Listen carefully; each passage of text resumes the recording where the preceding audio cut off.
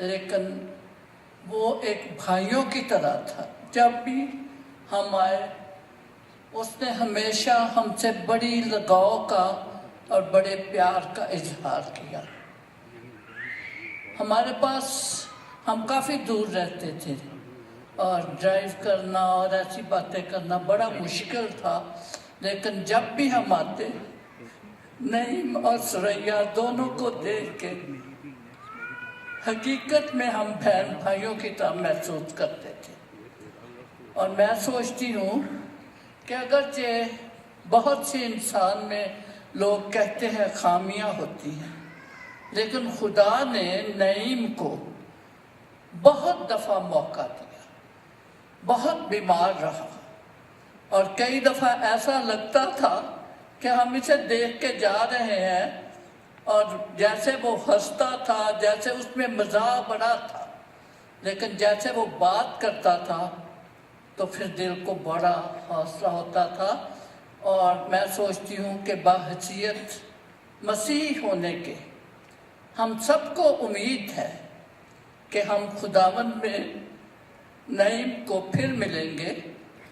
اور میں اس بات میں ثریا کی بڑی خاص طور پر تعریف کروں گی. میں نے امریکہ میں بہت کچھ دیکھا، یہاں کے کلچر کو دیکھا، لیکن جس لحاظ سے ثریا نے اپنے خاوند کی خدمت کی تو ان دونوں کا پیار اور ان دونوں کی محبت دیکھ کے یہ پتہ چلتا تھا کہ یہ ایک مسیحی خاندان ہے.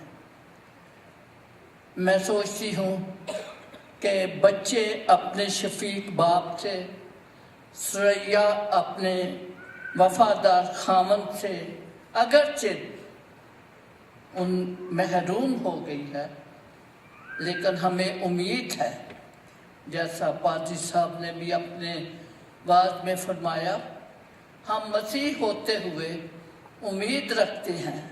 اور میں نعیم کے لیے یہ کہوں گی، جس طرح پولس رسول نے کہا کہ میں اچھی کشتی لڑ چکا. بہت اس نے اس دنیا میں تکلیف دیکھی، لیکن میں نے اس کو ہمیشہ مسکراتا اور حوصلے کی باتیں کرتا ہوا پایا. اگرچہ ہم سوچتے ہیں کہ شاید انسان میں بڑی خامیاں ہوتی ہیں، لیکن وہ بہتوں سے بہتر تھا. ہم نے جتنوں کو یہاں ہم ملے ہیں، میں نے اسے بڑا مخلص پایا. اور میں سوچتی ہوں کہ ہم ایک مخلص، میں اسے دوست نہیں کہوں گی، وہ بھائیوں کی، چھوٹے بھائیوں کی طرح تھا.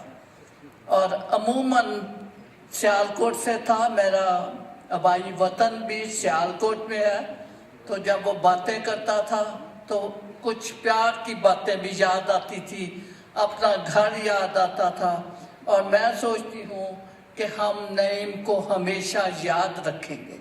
اس کے لیے میں یہ کہوں گی کہ ہزاروں سال نرگس اپنی بے نوری پہ روتی ہے، ہزاروں سال نرگس اپنی بے نوری پہ روتی ہے.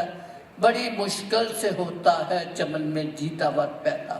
وہ ایک بڑا ایسا انسان تھا جو کہ ہر بات کو بڑے سوچ سمجھ کر اور بڑے طریقے سے بات کرتا تھا. تو میں اس کو بڑا یاد رکھوں گی. اور میری بہن ثریا کے لیے، جو کہ چھوٹی بہنوں کی طرح ہے، میں یہ کہوں گی کہ یہ موقع سب پہ آتا ہے. ہمیں صرف خوشی میں ہی نہیں بلکہ اپنی مشکلات میں بھی خداوند کو یاد رکھنا چاہیے، اور اس کی یہ ہمارے لیے برکت ہوتی ہے. نعیم ایک بہت اچھی جگہ چلا گیا. اس وقت جب ہم رہ رہے ہیں، یہ دنیا بے شمار مشکلات سے گھری ہے، شیطان کا کام زوروں پر ہے، اور وہ تو باپ کی گود میں چلا گیا. تو میں اس کے لیے یہی کہوں گی کہ خدا نے اس کے لیے ایک مکان تیار کر رکھا ہے، اور وہ اپنے اچھے گھر میں ہے.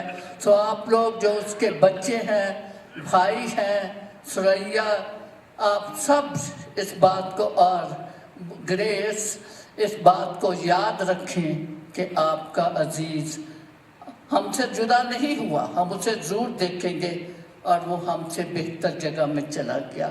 خدا آپ سب کو برکت دے.